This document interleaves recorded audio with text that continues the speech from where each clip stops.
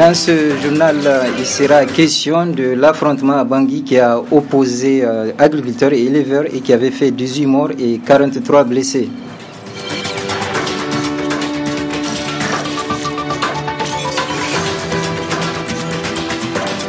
Ensuite, nous parlerons dans cette édition des enseignants contractuels qui ont organisé ce matin une assemblée générale pour attirer l'attention des autorités relativement à leurs revendications.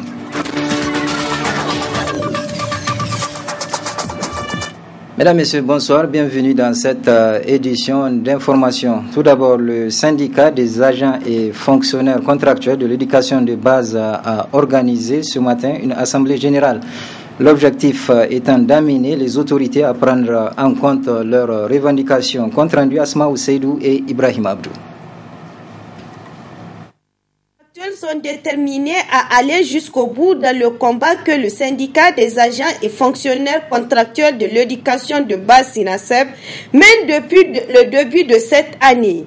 Une lutte pour amener les autorités de prendre en compte les revendications des contractuels. Du SINASEB, nous avons cette coutume d'être à n'importe quel moment avec notre base parce que nous sommes des responsables syndicaux, mais les décisions que nous prenons font partie aussi des décisions ou des décisions guidées, je voulais dire, par notre base. Voilà pourquoi nous nous retrouvons de temps à autre avec nos bases. Quand je parle de base, je ne parle pas seulement de la base de Niamey. Aujourd'hui, vous avez constaté, nous sommes à une assemblée générale du SINASEB ici à Niamey. Mais rassurez-vous que dans d'autres régions encore, nous avons dépêché des missionnaires qui vont tenir des assemblées générales toute la semaine pour continuer la mobilisation et la sensibilisation dans le cadre, n'est-ce pas, de la poursuite du combat que nous avons déjà engagé. Le SINASEB se trouve dans une situation de force. Je crois que vous avez vu, en tout cas, comme nous l'avons toujours dit, pour nous, c'est le terrain qui commande. Et le terrain a démontré aujourd'hui qu'effectivement, les enseignantes et enseignants, militantes et militants du SINASEB continuent encore, malgré toutes les diffamations, malgré tout ce que le gouvernement est en train de faire, continuent encore à être solidaires derrière leurs responsables syndicaux, continuent encore à croire que seule la lutte paie. L'union fait la force, dit-on. Au niveau du SINASEB et la cause Niger, qui ont compris que désormais regroupés en deux structures, ils vont mener la lutte ensemble, car leurs problèmes sont presque les mêmes. Aujourd'hui, nous venons de démontrer que le mouvement syndical enseignant est un mouvement uni. Et ça, là, c'est un avertissement pour celui qui est de notre côté. Il n'a plus le choix de tergiverser quand il s'agit des intérêts des enseignantes et des enseignants. Il n'a plus le choix et il n'a plus le droit de menacer les enseignantes et les enseignants. Ils sont une famille, ils restent une famille et ils vont faire le combat ensemble à partir d'aujourd'hui. Avec cette nouvelle donne, l'école publique nigérienne risquerait d'être handicapée et se locataire, c'est-à-dire les élèves seront les grands perdants. Les autorités en charge de l'éducation doivent alors créer les conditions pour s'entendre avec les partenaires dans l'intérêt de la nation. On les croyait révolus, mais malheureusement, il aura fallu que le drame survienne pour se rappeler. Ce sont les conflits entre agriculteurs et éleveurs. Illustration avec cette bagarre intervenue à Bangui. Joint au téléphone, un témoin sur les lieux relate le déroulement de cette bagarre et annonce que le calme est revenu.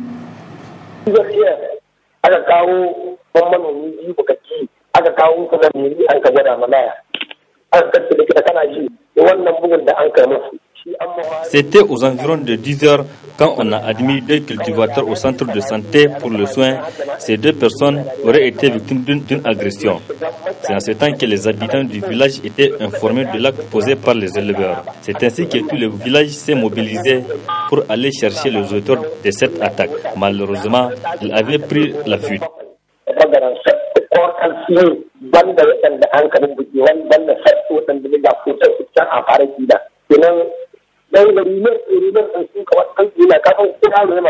Du retour au village, les villageois ont incendié à leur tour les habitations des éleveurs et se sont attaqués aux éleveurs même de la ville. C'est comme ça que ce drame est intervenu. Mais Dieu merci, aujourd'hui la ville est calme, mais il y a toujours la psychose.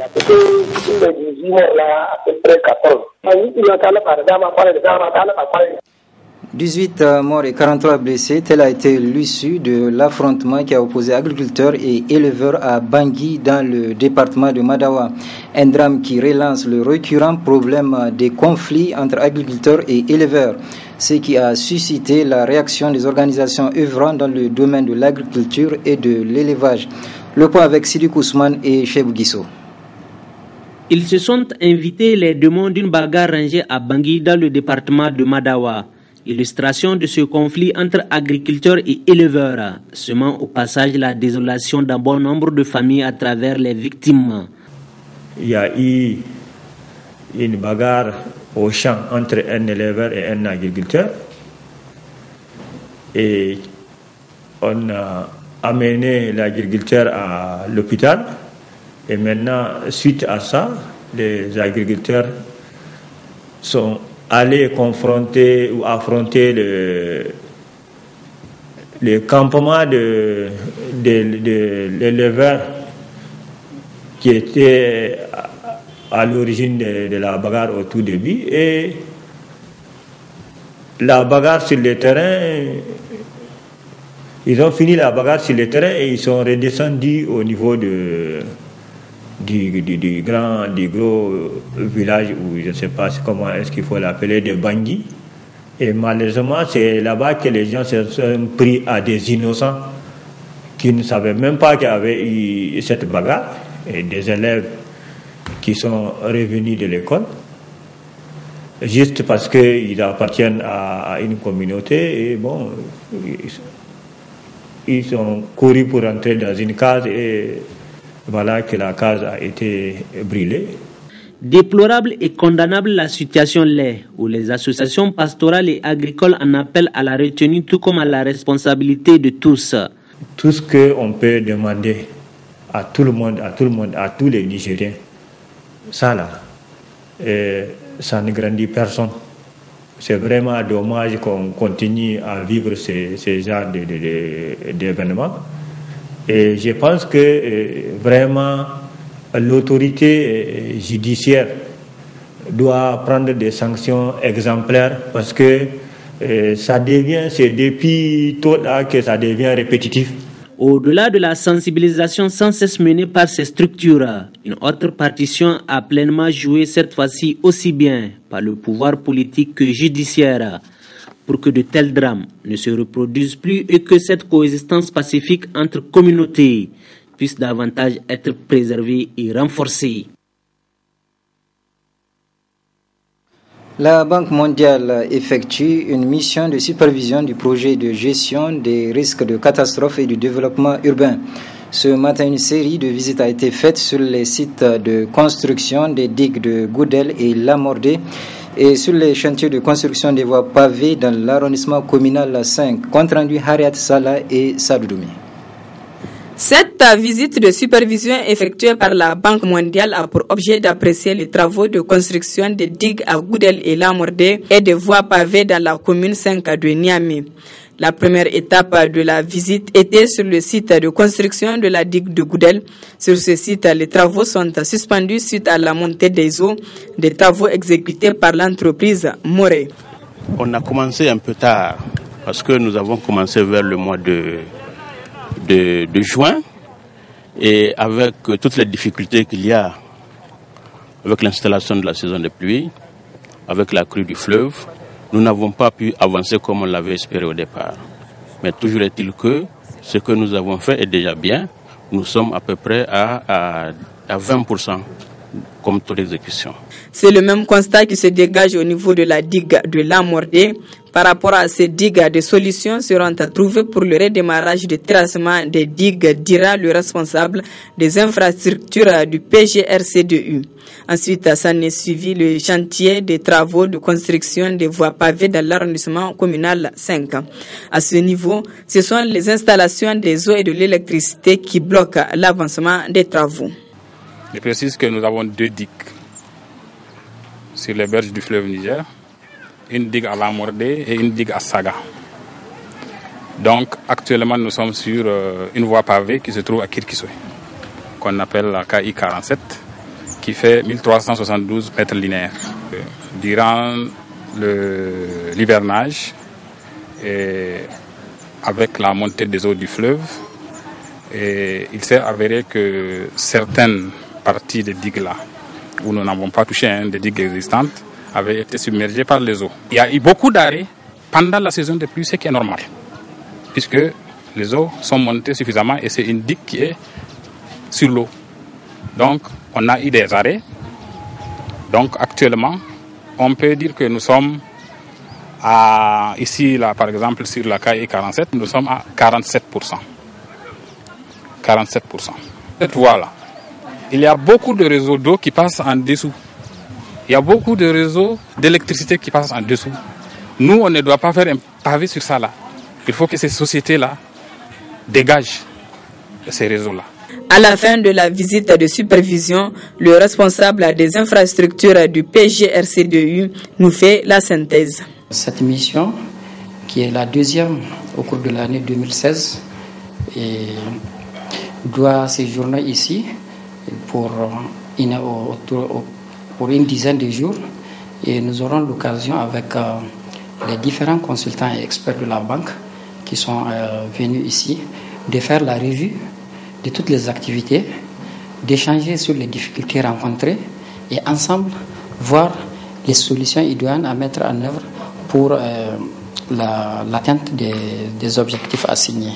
Les objectifs du projet de gestion des risques de catastrophes et de développement urbain demeurent la réduction de la vulnérabilité des populations exposées au risque d'inondation pour une approche multisectorielle intégrée, ciblant en priorité les zones les plus touchées par les inondations de 2012. Les chrétiens catholiques du monde entier célèbrent ce jour la journée de la commémoration des fidèles défunts, une journée dédiée aux morts au cours de laquelle les chrétiens partent prier et se recueillir au cimetière. Une tradition à laquelle n'a pas dérogé la communauté catholique de notre pays. Michel Deji et Saad Doumi pour le reportage.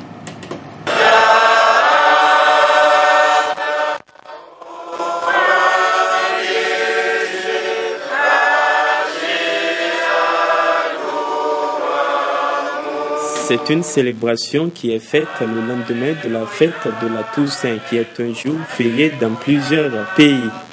Un jour spécial consacré aux morts qui rappelle le caractère mortel de tout être humain et invite à être toujours prêt. Comprenez ceci.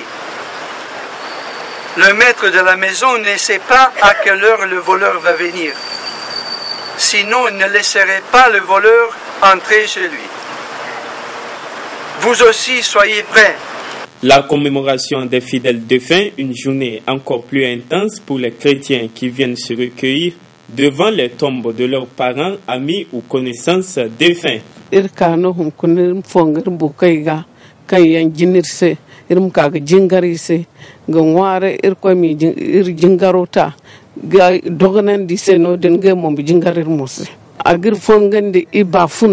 Notre vœu est que Dieu les accepte dans son paradis et ça nous rappelle ce qu'ils ont été pour nous. Nous allumons les bougies pour dire qu'ils sont lumière, qu'ils restent lumière auprès du Père. Le Christ est vivant et pour ça, qu'on soit mort ou qu'on soit vivant, le Christ vit en nous. Nous savons que la vie ici n'est pas la fin. Dieu nous appelle à venir à lui. Voilà, donc nous prions que ceux-là qui sont déjà auprès de lui, qu'il les accueille, et nous qui sommes encore sur terre, qu'il nous donne la force d'écouter sa parole, de mettre l'amour autour de nous pour que demain nous puissions nous retrouver à ses côtés.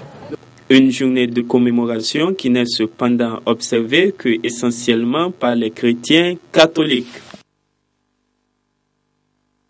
Réunion d'information cet après-midi entre le président de la FENIFOOT et les parents des joueurs du MENA Cadet. Sur la table des échanges, l'inscription des joueurs du MENA Cadet à l'école Bédir de Niamey pour 2 ans. Compte rendu Ibrahim Tikiré et Cheibou Guisso. Dans le cadre des préparatifs de la CAN des cadets à laquelle le Niger participera en avril prochain à Madagascar, les joueurs du MENA Cadet sont depuis quelques jours internés au Centre technique national de la FENIFOOT. Ces cadets allient études et football grâce à une initiative de la FENIFOOT. Les responsables du football nigérien ont entrepris des démarches avec les responsables de l'école Bédir pour une prise en charge du cursus scolaire des cadets pendant 2 ans. Nous sommes en train de nourrir ce projet-là pour pouvoir les interner sur 2 ans. On a déjà pallié, comme l'a dit tout de suite en introduisant notre attaché de presse, aux problèmes scolaires, en faisant le sacrifice, en tout cas l'effort de pouvoir les interner tous dans une des meilleures écoles, en tout cas de la place, qui est l'école Bédir. Tout le monde connaît les coûts. On a pris quand même nos responsabilités en forçant la main pour les inscrire pour l'instant. Ils ont tous commencé les cours, je pense bien. C'est ça, non? Donc, je pense déjà c'est un grand pas de franchi. Ça nous permet de les avoir dans une seule école, de pouvoir, donc qui est très proche du centre technique, de pouvoir les avoir à l'internat chez nous et de pouvoir les suivre sur les 2 ans en leur donnant de la compétition. Voilà grosso modo c'est pourquoi j'ai tenu à vous rencontrer. On va échanger sur d'autres sujets et sur ce que nous aussi on attend de vous les parents d'élèves et que vous aussi vous nous dites quelles sont vos appréhensions, qu'on puisse vraiment se comprendre pour permettre à ces enfants-là d'être dans les meilleures conditions pour pouvoir être le futur du Niger de demain, pour leur permettre d'avoir la sérénité dans ce qu'ils font comme travail, et sur le plan sportif et dans leur cursus scolaire. C'est avec un ouf de soulagement que les parents des joueurs du MENA Cadet ont accueilli cette initiative de la FENIFOOT. Je dois d'abord remercier la FENIFOOT pour cette initiative loi et inédite de prendre en charge pendant 2 ans la scolarité des enfants cadets MENA. C'est une bonne initiative. Et bien sûr, c'est une surprise puisque nous, parents d'élèves, comme nous payons les frais de scolarité de nos enfants dans le privé, moi personnellement, mon enfant est inscrit dans un établissement professionnel. Il est donc dans sa 2e année de secrétariat bureautique. Alors ça va me soulager pendant au moins 2 ans. Vraiment, je remercie beaucoup la FENIFOOT.